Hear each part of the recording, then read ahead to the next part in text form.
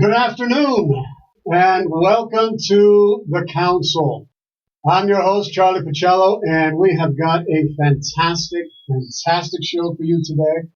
I'm so thrilled to have the guest who I have on, and we are about ready to get started. We're just waiting for one more camera to come online. As soon as it does, we will be live. I just want to thank my host, KUHSdenver.com. That's KUHSdenver.com. We are broadcasting not only here in Denver, Colorado, but all across the nation and all across the world, bringing you some of the best programs, some of the best music, personalities, all the people that you want to listen to. They're right here on KUHSdenver.com. And we're just waiting for this camera to show up. Good afternoon and welcome to the Council again. I'm your host, Charlie Pacello. We've got a fantastic show for you today. Incredible guest. Can't wait to introduce him to you. And just again, shout out to KUHSdenver.com. I really want you to let you know that I've got a new book out. It's called Meditations with Masters of the Axial Age. This is a book that I have been it's been a book that I put a lot of heart and a lot of soul and a lot of love into. And it was 4 years in the process of making, and it's finally here. It's finally showed up here in my hand, and it just came in the other day. This book is I consider it to be a self-help book for the soul. We live in such a time where it's so difficult for us to be able to find time to do the things that are good for us, that are good for our hearts, that are good for our souls, and we don't know really necessarily how we're able to do this. And so this is a practical book of great spiritual wisdom. And it's broken down into this period of the axial age. It's a period in human history where there's all kinds of transitions happening. A lot of upheaval, a lot of trauma, a lot of violence that was occurring in the world at that time. And so people were trying to make sense of what was going on with them. And in all these different areas, from 900 BCE to 1200 BCE, 900 BCE to 200 BC, they were going through this transition. It was happening in Greece.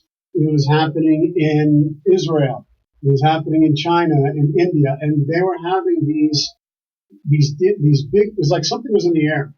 It was like something was in the air at this time that was just infusing these very deep philosophers and spiritual masters and poets and playwrights and people who were trying to make sense of the human experience, and they were diving deep into it and coming up with virtually the same conclusions. That's what was so remarkable. And they weren't having any interaction with one another. They weren't having any communication. It wasn't like today where you could go ahead and just, get on your Facebook page or get on some internet and being able to, send information right away to somebody. It's not like that. They had no communication with each other. And so they were coming up with the same conclusions of spiritual self-surrender, and learning to find the sacred in tragedy. And that part of to get into the place of enlightenment was part of it was suffering and being able to understand how do we navigate through that. And so in Greece you had Socrates and the Greek tragedy playwrights. That's what I examine in this book. Socrates was about the truth. Greek tragedy playwrights was how do we purge ourselves from the emotions of, through catharsis, to get to that grief, that cleansing, that enlightenment that comes from grief, that draws people together. In Israel, they were moving from a polytheistic idea of God into a monotheistic. There were a lot of different gods that were battling each other for hegemony out there. And the one God of Israel started to come into fruition. When you had Elijah, whose name means Yahweh is my God. When that became something that was that people could rely on one God, and then it led to the flowering of the axial age for Israel, led to Christianity and Islam. And in the East, you had, in Asia, you had Lao Tzu and you had Confucius, and they were really gearing towards how do we cultivate this sense of simplicity. And heaven and earth were together. They weren't apart from each other. There was this harmonious balance that was extended to human beings. And Lao Tzu, which is one of the chapters where I focus on, he thought there was only three great treasures that he could give humanity, and that was simplicity, compassion, and patience. And so diving deep into these meditations about these things and being able, because we live in such hectic lives, how are we supposed to try to cultivate ourselves? How are we supposed to connect to something deeper within us when our lives are so pulled in so many different directions? And Lao Tzu gives us these simple things that enables us to be able to really appreciate the things that are most of value. And it talks about the Tao Te Ching. And then, of course, in India, we had the mystics of the Upanishads. We were diving deep into the mysteries of human consciousness and plumbing what was really deep when we went beyond thought, when we went beyond emotion and feeling what was there. And then finally, we leave in the last chapter is the Buddha. You know, he led us to nirvana, enlightenment. A man who was dedicated, much like the guest that I had today, who was dedicated to ending the suffering of humanity. He went out and he tried to understand how could we escape from our own pains and old age and illness and death and decay. And he went out on a journey to figure that out, and he came back with his Four Noble Truths and a practice that has enabled millions of people to overcome their suffering. So it is a book that is designed to help you to overcome those tribulations, to be able to cultivate those aspects inside of yourself that you don't often get to. It's not a book that you read through and say, wow, that was good. No, it's about spending time with each of the masters. And there are questions after each of the chapters for you to answer, because any teacher wants you to answer the questions for yourselves. And to find that, to ignite that part in you and your soul. And if, and I find that if you'll spend time with these meditations and reflect on it and contemplate it, you'll be able to tap into a deeper understanding of who you are. It'll help you to live better quality lives. It'll help you to love your children more. It will enhance and augment your belief systems already, whatever they are. It will only help you to be a better human being. I think in our culture, in our society, we have an absence. We've lost our moral compass in a lot of ways. And we can only do that for ourselves. We have to get back into that real integrity within us. And to be able to, the soul has to be trained in the ways of the soul. Otherwise, the ego takes over. And getting back to these ancient teachers is a way to be able to do that. So it's a dream come true to have this book published. You can find it on www.store.bookbaby.com. Again, that's www.store.bookbaby, all one word, .com. It's also on Barnes & Noble. You can buy a paperback or ebook, Amazon.com, Smith & Taylor, all kinds of, you can purchase this book worldwide. It's available right now, and I think you will find it to be immeasurable. My hope is that it will bring you immeasurable benefit and value to your lives. If you don't believe in the soul, this book is probably not for you, but I still think that you will find, for those of you who don't, especially the chapter on Lao Tzu, I think you will find it to be immeasurably invaluable, because we can always treat each other with more simplicity, more compassion, and more patience. And I designed the cover on this. It was, this idea of reaching beyond ourselves to something greater than us. So it's my pitch. It's something that I dreamed about for a long time. Meditations with Masters of the Axial Age. Next week we're going to be broadcasting live, God willing. For all of you, we're going to be in Italy and broadcasting and celebrating the culture of Italy and music, and hopefully some very special experiences out there. as my brother's getting married, and so we're going to bring the council to you out there. The idea of the council is to bring people together, to bring cultures and ideas and people and philosophies and understandings to make it a more inclusive world. And so we're going to bring you a little bit of the culture of Italy next week. So tune into the council, and we'll be on Friday on the 19th, hopefully between 1 and 2 p.m. Mountain Standard Time. Now, today's show is focused on healing through touch, the healing power of touch. If you think about a touch, when someone touches you, there's a sense of safety that comes with that.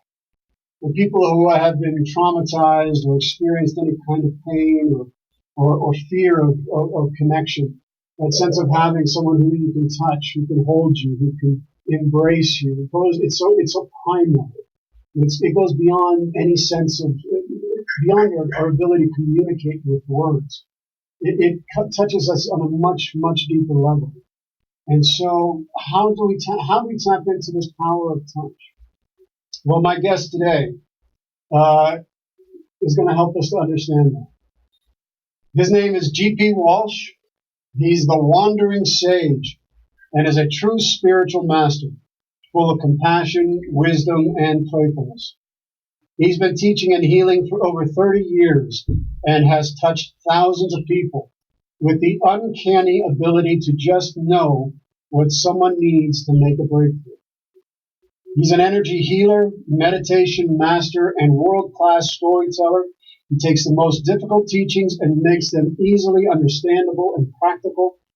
His message goes beyond self-help to deep and lasting spiritual transformation. Jack Canfield, who's the co-author of Chicken Soup for the Soul, called him one of the best storytellers in the world and personally invited him to become a member of the prestigious Transformational Leadership Council. His website is www.gpwalsh.com. That's GPWALSH.com. Welcome, GP, to the council. Hey, Charlie, wonderful to be here. Thank you. Thank you. GP, could you just share a little bit with the audience, a little of your background? Well, I think we may talk a little bit more about because this is a show really about dealing with people and directed at people who've experienced trauma, which, by the way, is all of us. Yes. We all have PTSD, more or less. It's just a matter of degree. And it was a very difficult childhood, in a very tumultuous time back in the 60s, and but it culminated for me with a completely uninvited, very deep spiritual experience that really just changed my entire perspective of life. And like the Buddha, set my feet on the path to try to discover what was the cause and cure for suffering. And I'm so happy that you pointed that out, because the Buddha is associated with enlightenment, contentment, meditation, and all that. But few realize that he discovered all that stuff simply because he wanted to alleviate suffering. And for him, he didn't even engage in philosophical conversations. If it wasn't directly related to suffering, he either just blew you off, said nothing at all, or switched the subject, because it doesn't, philosophical stuff is wonderful, but if it doesn't alleviate our deepest pains and wounds, bring us closer together, I don't have much use to it for it. And I think that grew out of the fact that, for me, discovering that spirituality was not a philosophy. For me, it was a matter of life and death. I was just suffering interminably, and I had to find an answer. Right. Well, I mean, and if you don't mind me bringing up that you were the son of a schizophrenic mother and an absent father, and you had some of your earliest memories were of being tied to your bed at night, and so that you couldn't wander at night, and you had to survive years of abuse and neglect and emotional deprivation, which many people on this show who tune into the show have experienced. So often people who come from these family backgrounds, the trauma is so severe, it destroys your capacity to live a full life. What drove you to seek that deeper truth about your own life and didn't allow those traumas to cripple you? Well, I wish I could take credit for it, but I can't. I just wanted to be a rock and roll star, right? Have girls throwing their underwear at me. That's, my ambitions were not high.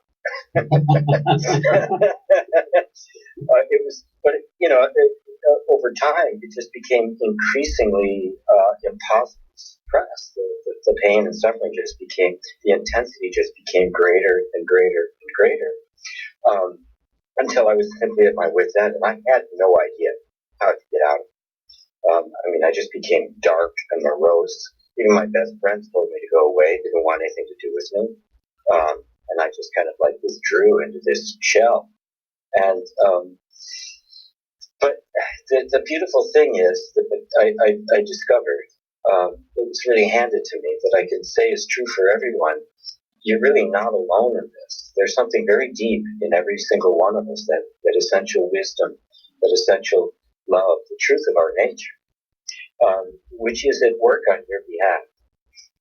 And that's the only thing I can say, because I was definitely not a candidate for the role of sage wanderer, maybe.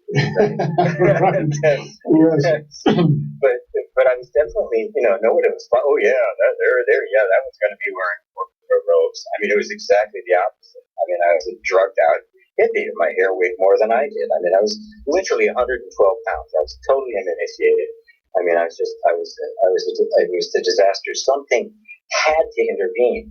So I had no family to rely on. I was completely dysfunctional. So something had to intervene.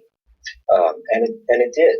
And it just really opened up my heart to the point where I perceived the essential innocence of every human being. Mm-hmm. And that set my feet on the path of going, well, how in the world do we alleviate suffering? I realized young that suffering was not necessary. Well, and I think you're right about that, GP. I had in my journey in life, it took a lot of twists and turns. And one of the things is I was at wander, trying to figure it out, seeking for something more than what I thought life was offering. And I did go through my drug phase, and one of these epiphanies that I had was I was in Thailand, and I experienced a sense of everything being interconnected, and it was like something opened up to me, where the sky and the earth and the moon, everything was moving as one.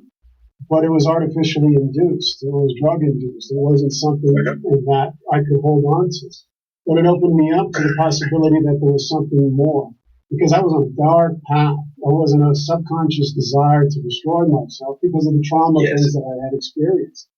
And, many people who are tuning into the show are dealing with all sorts of different traumas-related issues. And they suffer from, mild to severe PTS. Veterans are haunted by memories of war that sometimes have lasted for decades. People who have been raped or experienced child abuse when they were young have had enormous difficulty in being able to trust and to form healthy relationships when they're adults. They have these issues that they can't connect on a deeper level. I think they want to, but they can't. And I could go on and on about all the dysfunctional patterns which show up in individuals, affected by violence and abuse and trauma. You say that the cause of all human suffering is inner conflict. GP, could you elaborate on this? Yeah. The essential conflict that we all experience is an alienation that happens between ourselves and ourselves, which sounds very strange, how to get alienated from yourself. But if we understand the way the nervous system works, it is an incredibly powerful and adaptive mechanism. And its number one job is to keep you safe, to survive. And to fulfill that end, it will do absolutely anything. It'll chew off its leg to get out of the trap. And what we experience as trauma is the nervous system compensating for circumstances that are just so extreme and so life-threatening that if it doesn't intervene, you're going to die. And it's not going to let that happen. So what it does is, the easiest way to picture it, imagine some child, and this child's completely innocent, no pretensions, no nothing. Everything about children is just absolutely authentic, right? Mm-hmm. They see the shiny object, they reach for it, right? They are simply self-expressive. Well, when you express yourself as a child, but you run into the disfavor or diminishment or maybe even abuse of your child, specifically your parents, your own nature now becomes dangerous. The nervous system says, I cannot present that behavior. So you're now sitting in the midst of the deepest trauma there is. Who I am, I cannot be. But you cannot be anything else but that. So suddenly, all your natural impulses become a danger. The nervous system has to surround them, has to push them aside, has to make sure that they don't get out and be seen, because if they are, they're going to be hurt, and instead creates phony behaviors, inauthentic behaviors that are designed to simply get what you need from the environment. That is the essential trauma. And so what happens is because of the nature of the nervous system trying to protect you and the defensive posture, you are in conflict with your own nature. Your real self trying to get out can't get out because there's all this stuff in the way. And this is what we feel. This is the essential suffering. We get into adulthood and you're still in this defensive posture. You know deep down inside you have access to way more inner resources. You have more inner resources than you have access to. And we begin to wonder why don't I have access to this? And that's where we end up on the spiritual path, personal development path, to try to reawaken what in fact has been there the whole time. Mm-hmm. But there's this defensive mechanism in place that's keeping it from being seen. Well, that makes sense. Dismantling the defensive mechanism, dissolving it, is what this is all about. There's only one way to do that, and that's to show it that it's safe. Well, that makes so much sense. If you think about it, now, as you were saying, these defensive mechanisms that we learn early on in our childhood, or in places wherever, because it is, you're protecting yourself. You make these amazing adjustments in order to survive. Yes. Wherever you're at, if you have parents who are absent or negligent or abusive or distant or whatever it may be, a child will automatically, because they're absolutely, completely, totally dependent upon their caregiver in order to feed them, take care of them, do it. So they're going to do whatever is necessary in order to make the adjustment so that they can be taken care of. And feel safe. And you will do whatever, you will fit in. If you end up having parents that are dysfunctional, you will fall in. Like I fell into this mediator pattern where you're modulating your parents in order to make sure that everybody's okay, and you feel like you suddenly take on the role of a peacemaker. When it's not your role to take, you're supposed to be a kid and feel safe and go play and do that. And so, and that lays the groundwork for codependency. It does. It also creates the environment, and this is what makes it so sticky. And it was the essence of what I saw at 19 years old. That separation took place, and I saw that I was not that conditioned. I didn't even have a word for it at that time, right? I had no idea. I just saw that there was something essentially innocent and pure, and then there was all this other stuff that I didn't quite understand. It took me a long time to finally come to understand it. But what happens in that, because the nervous, this is happening before you can talk, through language, through everything, right? Mm-hmm. This is completely instinctive. So that by the time a sense of self begins to develop, these patterns are already there. And then our sense of identity gets formed by examining these sets of defensive behaviors, and then we determine, this is who I am.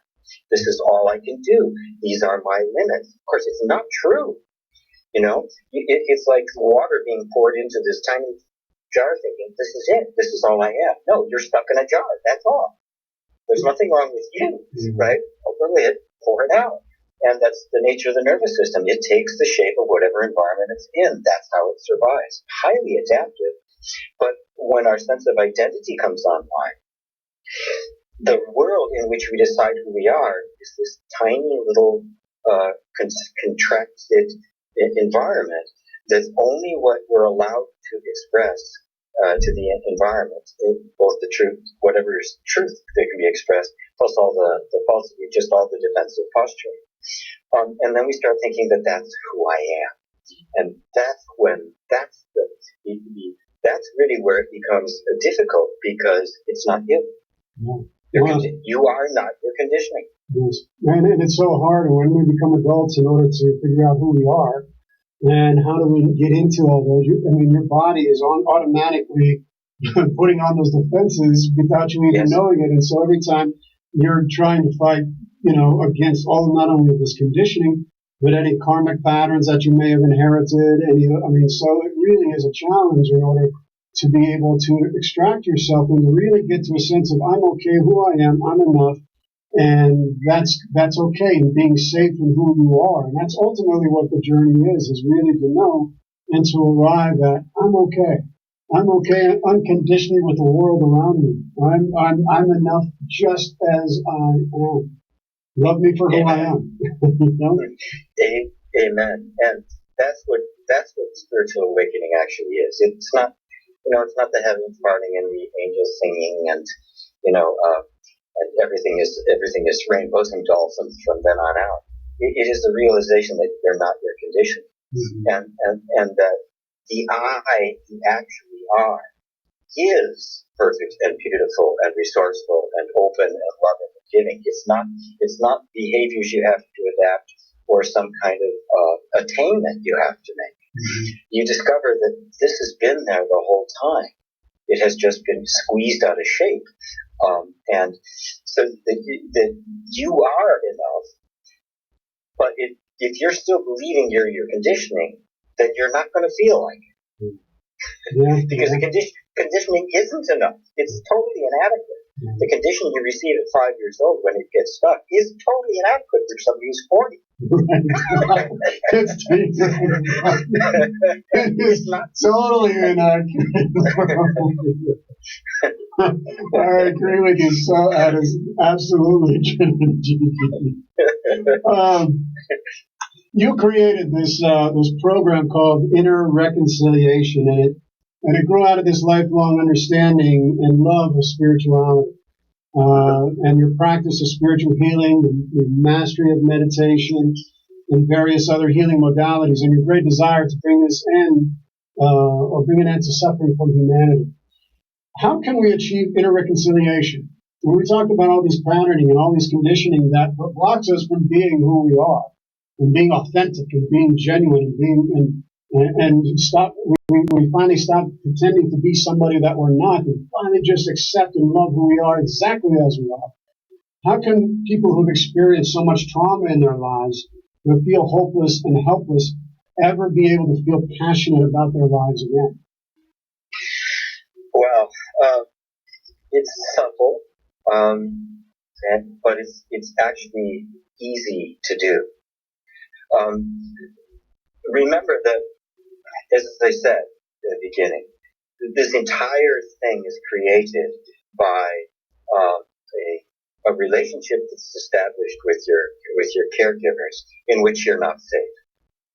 And because of that lack of absence of safety, the nervous system does all sorts of compensations to keep you as safe as it possibly can.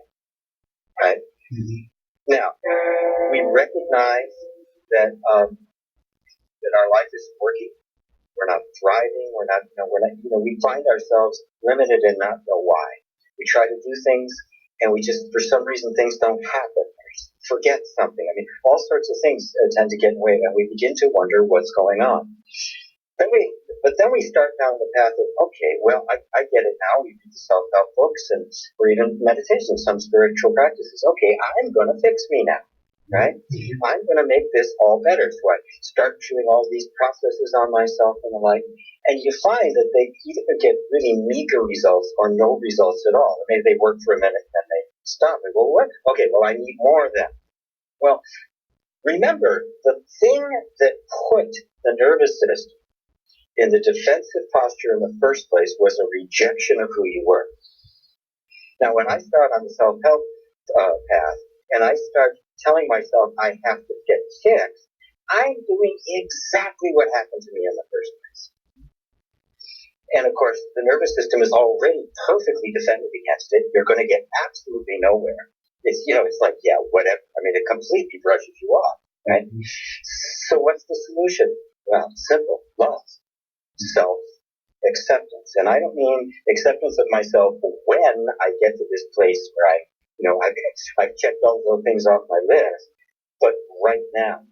And for me, that self-love is extremely practical.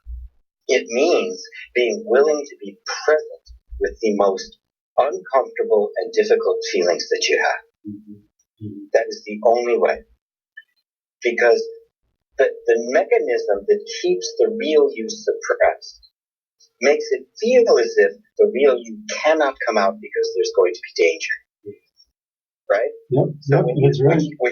When you begin to approach the real you, all sorts of things are going to go off. We're going to want to be distracted. We're going to, look, somebody on Facebook. I got an email. Ding, another text, right? Anything to keep you from going to that place, which in the beginning made sense because it was dangerous to go there. But now we're not in that position anymore.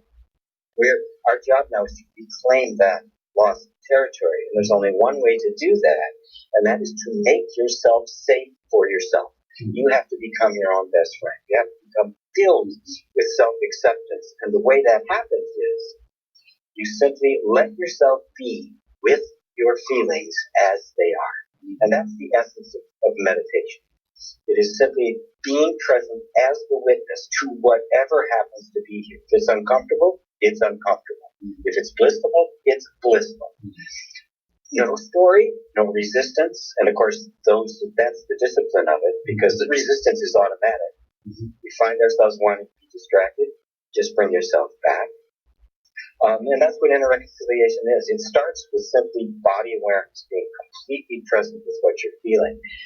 And the more adept you become at being present with yourself as you are, the more the material comes to the surface. But the beautiful thing about it is the material has come to the surface because it's in a space that's increasingly safe. The pain is less, the suffering is less, the trauma is less, because there's no resistance to it. The resistance is the cause of suffering, not the actual circumstances, not the sensations, not the thoughts, and not the emotions. Well, I agree. GP, when I was experiencing several years ago, when I first became familiar with meditation, I was in a severe, major crisis of complex PTSD. And I knew I was in a lot of trouble. I had turned away from any kind of sense of the divine. I was either agnostic or didn't believe whatever I was at that point. And I found a practice, it was A Course in Miracles, and I was using that as a way to just ground because I knew I was in some serious trouble. My life was in danger at this point. And I started to do it, and I had so much resistance to it. And there were days when it did not work. There was days when this is a bunch of nonsense. I can't believe this. Why I'm doing this? Why am I doing this? This is a bunch of crap. I don't know what people are talking about. But I kept at it. I kept doing it. I resisted my own resistance. And, it's become now it's incredible. From where I was before to where I am today, it is night and day. And so, I can't, coming from that place where you had so much going on, it's a nightmare when you have that experience. And then getting to a new place where, self-acceptance and that rejection you were talking about. My gosh, just, talking about the book that I just published. The whole idea was resisting my own self-defeating thoughts. This is not good enough. Nobody's going to want to read it. Whatever it is that I would say, as it was done, why should I promote it or even talk about it? And so I was constantly doing that very thing that you're talking about, as I was rejecting myself, which was at the core of the problem, was rejection. and having been rejected on some level, and in turn, I'm really abusing myself, or other, because I'm rejecting myself and my own gifts and my own talents and all that. Yes, and you can't. Self-acceptance is, it's kind of a buzzword in New Age circles. I always like to point out it's simply being willing to be present with what you're feeling right now. It's not it's not something fancy, right? What are you feeling right now? Okay, let's just be with that for a second. That's it. That is the whole of unconditional love. And in that moment, the moment you do that, you will notice a shift in the inner energy. Because it takes two to have a conflict. If you drop out of the fight, there isn't a fight. And so now, the energy is just going to be in the form that it's in. And the more you see that, the more, that's the natural emergence of compassion. And that space heals all the wounds. That's what it always does. Everything else is an aid to get to that space. The space of genuine, unconditional love is the only thing that's ever healed anything ever. Well, I agree, and I think that what I would love to talk about now is what is meridian tapping. You're talking about the power of touch and healing and how we can be in our bodies. Could you explain to our audience a little bit of what is meridian tapping? Sure, I'd love to. I actually discovered it late in the game, just like the early 2000s, maybe 15 years ago. It was created by a fellow named Gary Craig. He's got a beautiful history guide, and I won't get into all of that. And I'd already been, spiritual teaching and working, and I had kind of the essence of inner reconciliation. And then I ran across this practice that really engaged the body. And when I examined it very closely, I found it to be just brilliant. For those who might not be familiar with it, meridian tapping was originally called the emotional freedom technique, created by a fellow named Gary Craig, or EFT as it's abbreviated. It's now become tapping in various forms, and some people who kind of wanted to make their own thing called it meridian tapping. It's okay. It's based on acupuncture, the points, but it's incredibly simplified because I don't know about you, but I don't want to go sticking needles in my face myself at home. No, I don't want to do that either, GP. So, oh yeah, that feels great. That was great. What GP was talking about was awesome. I love it. I love it. Let me have another one. And he just broke it down. So instead of using the needles, you tap on very specific parts of the body. And there have been measurable results. Biofeedback and other kinds of machines is the effect that has. And it shouldn't come as any surprise. If you actually just look at, what do you do when you're surprised? Do something like, or, right? Or, maybe this, right? If you're worried, you might do this, or this. You're thinking about something, you tend to do this. Those are the points. The body very naturally knows that there are certain places that when it gets touched, it triggers a relax reflex. So I call them the comfort spots. And all that EFT has done, or meridian tap, has basically taken those, formalized those into a little bit of a process, added a little cognitive psychology, so you could direct the energy that you're experiencing in that moment towards something very, very specific. And for me, there's a lot of scientific talk. There's been a lot of science about it now that's been done about the effect of it, and it's proven to actually be effective, although there's still real working theory as to why. Except for me, I've got mine. And what I think it is that this tapping conveys through touch safety. And if you combine that with a compassionate relationship with your own feelings, you're it's a double whammy. You are literally filling the system with a sense of I am safe, even in the presence of extremely traumatic material. So a trauma get triggered, the feelings and everything comes up. But if you start doing this, not fighting the feelings at all, simultaneously, while you're having this reaction, your body's getting this message. It's okay. You're safe. there's nothing wrong. And of course, because it's an adaptive system, the moment it detects that shift in the environment, it begins to respond to it. How is this touching? Quickly. How is this touching just in your body in certain ways? How does this heal our physical and emotional ailments? I mean, is it just because of that sense of safety and knowing where all those things are? Can it actually? I mean, we're talking about some of the studies that were connected to it as well. Wasn't there a Harvard study that? Yes. Yeah, there've been some major league studies on this stuff. The thing is that we do not really understand. And as the conflict goes on, I get a lot of criticism as a spiritual teacher because I take a very different view of the model of the universe. I don't see it as being I don't see us as being just a big blob of atoms. There's way, way more to us. And so yes.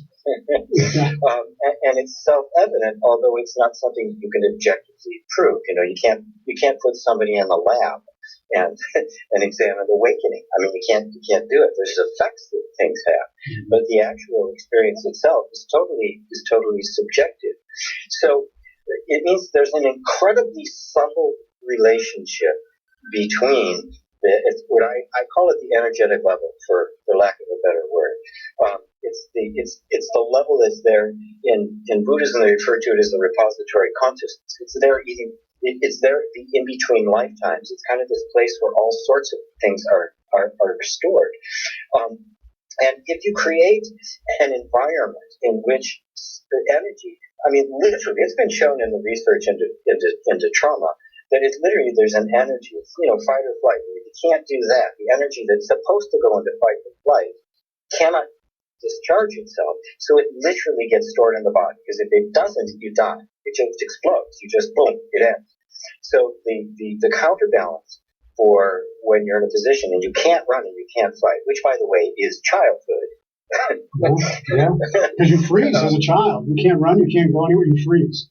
You're frozen. Yep. And so in order, you're either going to just completely become dysfunctional, and I've known some people like that, or that energy is going to have to get taken somewhere, stored for later, when sometime it can be discharged. The problem is it builds up and we don't discharge because we don't know how to do that. We distract and suppress. We don't discharge. And of course, because it is a subtle energy, but it also manifests as a physical energy. Physical ailments are caused by it. Thought patterns are caused by it. Belief systems are caused by it. Emotional patterns are caused by it because there's this stuff going on inside that you have to compensate for. So if you can get to that and actually relieve that essential energy and let it discharge, what's going to happen? Well, the entire flow of energy through your entire system is going to shift, right? I mean, somebody's just unkinked the hose. The water's going to start going.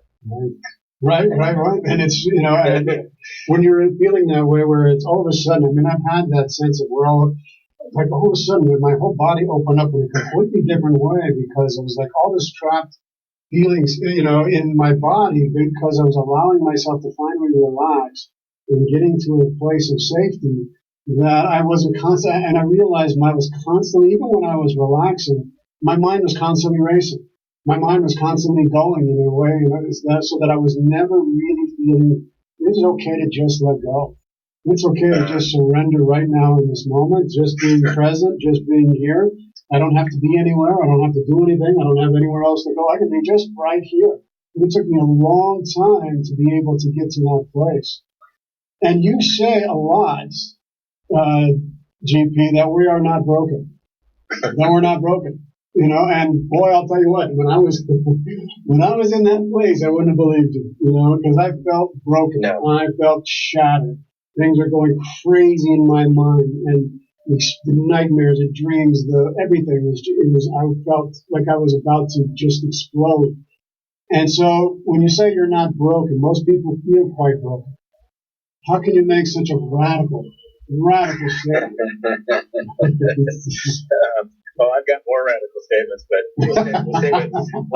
we'll stick with this one for a minute. Okay. Notice that when everything I described to you about how the nervous system gets into that position, what happens, our misunderstanding, our misidentification with conditioning as if it's ourselves, All of that's natural. All of that just happens. This is the way the system works. So it's not broken. It's functioning perfectly. It did exactly what it needed to guarantee that you survived. And I know that you did because you're all listening here now. And if it didn't work, you wouldn't be listening to this. And if it didn't work for me, I wouldn't be sitting here talking, or would you, Charlie? Yeah. So when you really look carefully at it, there's nothing wrong with you. The thing is, though, now you are aware that the way your nervous system has been conditioned, trained to be and to react, is no longer appropriate for where you are in your life. At the time, it was perfectly appropriate. This is exactly what had to happen, right? But the nervous system gets stuck in a position, especially when we're very little. That is our whole world, right? So we don't know there's anything outside of it. So the nervous system, in order to feel safe, perfectly maps this area, this territory. Okay, I've got it down now. Make it relax a little bit, right? Now, if it gets stuck there enough over time, it will get stuck there. So that even though the rest of the world changes, it still assumes that it's like this. And that's the boundary we keep running into. And of course, that boundary is maintained by our sense of identity, right? This is how the whole thing fits together. And so it's not that you are broken. It's not that there's a flaw. It's only that you have simply been trained to be in a certain position. The training took, the system did what it was designed to do. The very fact that you can become aware of that means that your awareness isn't broken. Yeah. So if you start from the point of view in every morning, not that I got these problems that I've got to fix, but instead you start from the point of view, okay, I'm not actually broken, but there's a lot of things that aren't working the way I want them to. It's a completely different approach to your life. Yeah. And if you're not broken, and it's true, that empowers to repair the things that are. Yes, and that is such an important thing. I really don't want somebody broken trying to help me. And a lot of times people do that. The GP is that they're broken, and then they go into, and that's normal for people who are compassionate. They end up going in to try to help other people from their brokenness, but they're not coming from a place of you're not broken. They're coming from a place that you are broken, and that sets in the dynamic. There's something wrong with me. There's something that is unfixable. There's something here that it creates a dynamic where you feel guilty and shame. It adds to that sense of shame that, wow, everybody else is okay and I'm not. I'm broke. So it perpetuates itself. So it's a completely switching the paradigm so that you can understand you're not broken. If you're coming from that place, then you're saying, all right, let's see how we can break this down. Let's see what we can do differently. And what's really important about that, and you mentioned it, because people get as they start down a path like this, they kind of get pushed off, they get sidetracked because they think you're not supposed to feel broken. Oh, you will feel broken, right? But what you feel and what is true are not the same. What we're doing is we're bringing the nervous system in line with what's actually true. Right? That's the big difference. So yes, you're going to feel limited. You're going to feel broken. There's going to be a sense of being of suffering. But that's not the reality. That's just the experience. Recognizing that empowers you to begin to take the experience and begin to harmonize it. Bring it closer and closer to what is actually true. And the truth is, you are an infinitely divine being. GP, could you, and we're coming, it's amazing how fast this show goes. We're coming down towards the end. I was wondering if you wouldn't mind gracing the audience just with a simple technique, something to alleviate some of their deepest wounds and traumas, as well as minor irritation, so people can understand just a little bit of the work that you do. Sure, I'd love to. It's an example I like to use, and I'll put a little, I won't do a full EFT kind of thing on it, but I'll bring some of the touch in it because people will feel the difference. So I would just invite everybody to close your eyes if you can. It's not 100% necessary, but if you can, just close your eyes. And the moment you do that, of course, your attention is going to begin to focus inward, because that's just the nature of it. Our eyes are very much an outward-facing thing. They're a very good tool for that. So when you cut off what's being seen, you cut off the form of things. Now just sink into the actual feeling of your body. Just notice how it feels. You'll feel some tension somewhere, maybe some relaxation, maybe some pain. If your attention goes to your arm, you'll notice that your mind will say arm, and maybe even show you a picture of the arm. Right? Just say thank you, I don't need you right now. And let your attention be on how it actually feels. The kinesthetic sense of your being. And yet now you'll also notice if there's some kind of a feeling, an uncomfortable feeling, that right on the heels of that uncomfortable sensation, there'll be kind of an impulse to want to move away from it, or to judge it, or to get rid of it. Notice that and say, okay, but I'm just going to be with it instead. It's not going to kill me. Yeah, I'd prefer to be running away right now, but I'm not going to. I'm just going to stay here, and I'm going to be with it. And I'm just going to watch it. And notice it'll probably change. It'll fluctuate. Sometimes just that bit of attention will make a discomfort vanish. Because that's all it needed, was a little bit of attention. Sometimes it's not. It's okay. We don't have an agenda here.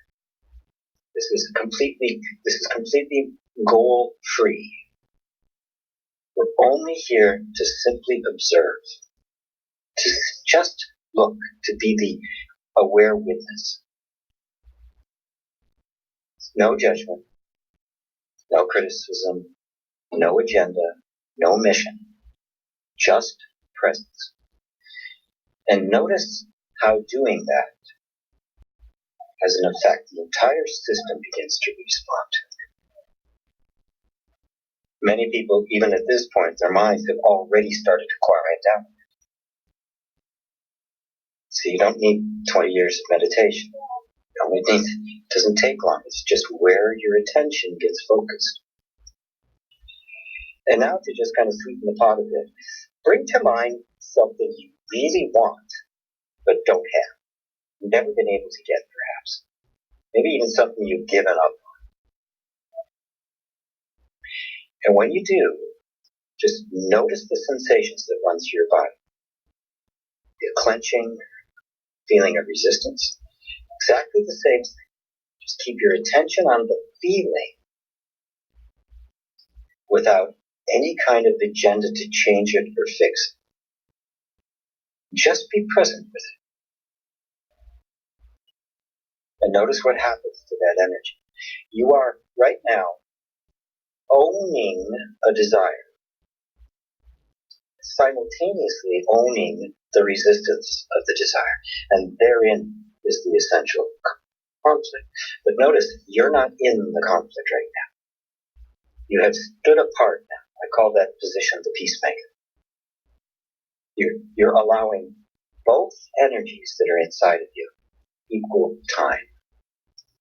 Now as you're doing that, of course, one part of you is going to want to grab onto the thing I want. The other part of you is going to want to push away what I don't. That's also natural. That's the natural attachment and aversion, which is the cause of suffering. Just allow both of those to be there. You have no issue with anything. And now, just to kind of sweeten it a bit, just tap lightly on your collarbone. It's one of the points. Nothing special about it, but just keep watching your feelings, watching the sensations you're having, watching the resistance come, the desire come.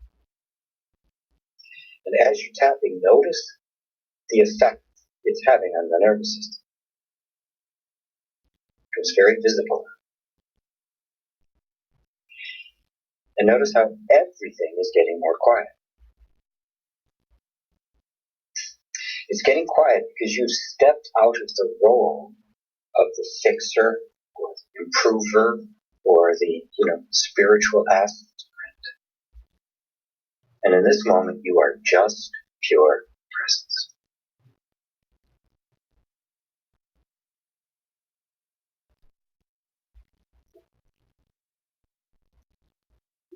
So as we begin to come back, notice that I did not fight with anything. I didn't make anything wrong. I didn't have any preference for one feeling over another. I was completely open and equanimous. And stop tapping for a second and take a deep breath. Just kind of let that energy sink in. And just notice how that energy just flows through your entire body. It's very simple, but it's really quite noticeable. So take another breath. Move your body a bit. When you're ready, you can open your eyes. Wow, GP, that was amazing. My goodness. I feel so much calm. And here I am broadcasting live out to tens of thousands of people all around the world. And I feel so present. There's such a difference. There's a natural excitement and energy and anticipation and all those things that you were talking about. There's that sense of just being fully present and that energy that moved through. Wow, and that was so simple. It's incredibly simple. And all it is the relationship you have with experience. Enlightenment is nothing other than when you recognize that place from which you are watching all of this happen is your true self. That's it. That's amazing. That's all there is to it. That's amazing. That's incredible. And you're primarily a spiritual teacher, but how does all this energy healing and tapping fit in with the spiritual practice or spiritual seeking? I mean, I could feel the difference just being fully present. Does this link to something that helps us on our way? Yes, absolutely. You'll find in the process of spiritual growth, even after awakening takes place. For me, my first major awakening happened when I was 19 years old. Mm-hmm. But I was a total dysfunctional mess. Right? So on one side, I'm talking to God. On the other side, I can't tie my own shoes. Right. But I'm totally dysfunctional. Yeah. Right? So the awakening, that sense of self, needs to move into the whole nervous system. Mm-hmm. This is not, everybody hears the stories of the Great Awakening, the sage. People don't know the 6 years of utter austerity the Buddha went through before that happened. The path a lot of people have walked before that opening finally took place. Mm-hmm. And even afterwards, people, that's it, game over. Nope. That is just the beginning. I refer to it as the post-awakening practice or the post-awakening sadhana. Mm-hmm. And that is where this enormous compassion gets to be turned deeply inward until every bit of what isn't you gets dissolved out of the system. And not just for you, but for others as well. Yeah. Well, and that's that's it. On my journey, there has been so much that you have to confront, and getting to the truth of things and the truth of who you are, the truth of who I was, and being able to align yourself with that kind of integrity and being able to, trust in the process. Because, you only see the end result. You don't see that whole period that's involved in order to get to that end result. And so, every one of your listeners right now is living the Buddha story. And at some point, they'll be writing the books and talk about them, right? But right now, it looks like, what do you mean? I'm just sitting out here in my coffee. What are you talking about? Right? No, it's the end that defines the character of the story. And the end for all of us is the same. The total awakening to the reality of who you are. That is your destiny. That is all of our destinies. My goodness, GP, I can't believe we're here towards the end of the show. I do want people to know that you have a free gift to give our audience, the healing power of touch. It's included. If you're interested, email me at charlespicello.com. It's Charles, all one word, charlespacello@gmail.com. And I will give you the links to that for our audience members. And what do you want, how can people get in touch with you, contact? Is there an easy way just to get to your website? Is that the best way to get in contact with you? gpwalsh.com. Okay. If you go to YouTube/gpwalsh, I've got like 650 videos up there. Wow. I do a live stream satsang every Sunday at 4 o'clock Eastern Time, which is 1 o'clock on the Pacific Coast. That's 9 o'clock in London. That I do. It goes for about 2 hours, where I just answer questions about just about anything for people. I do a meditation, a live stream meditation on Facebook every Wednesday morning at 12 noon Eastern. But you can, you can get it at gpwalsh.com, and on YouTube you can check out all the videos that I have. There's plenty to do. I've been doing it for 10 years. So.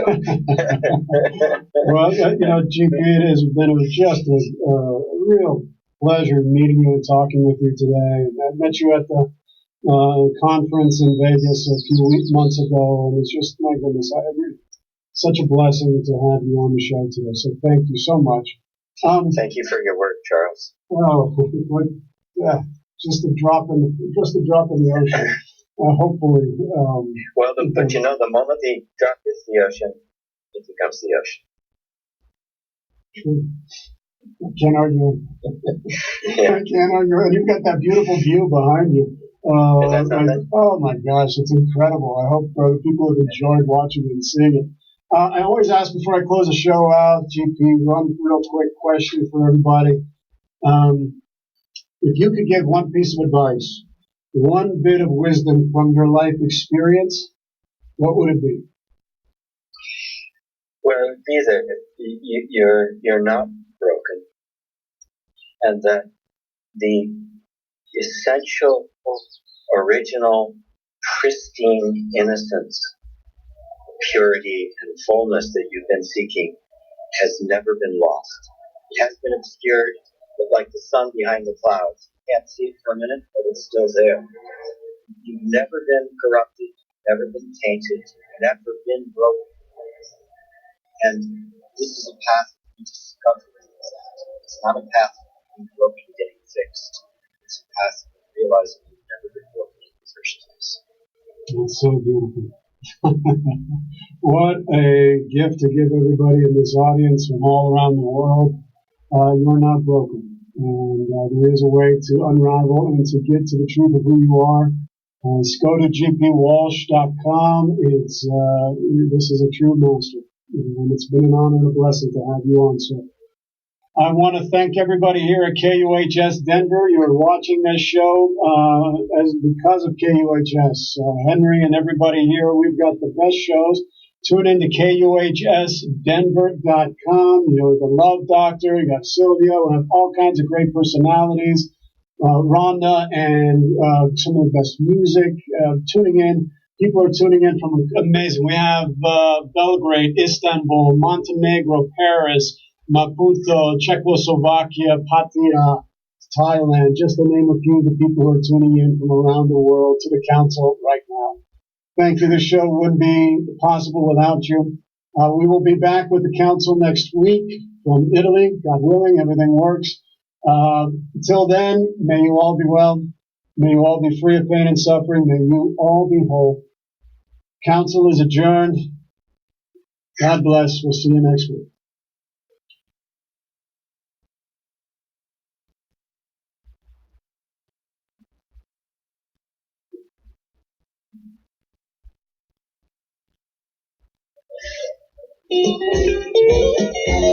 Thank you, folks, on the international camera. We will be back next week with a live show in Italy. Tune in to the council. Thank you, folks.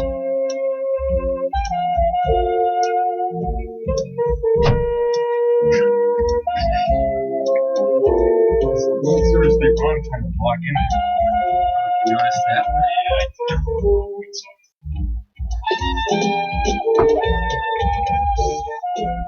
Oh, GP.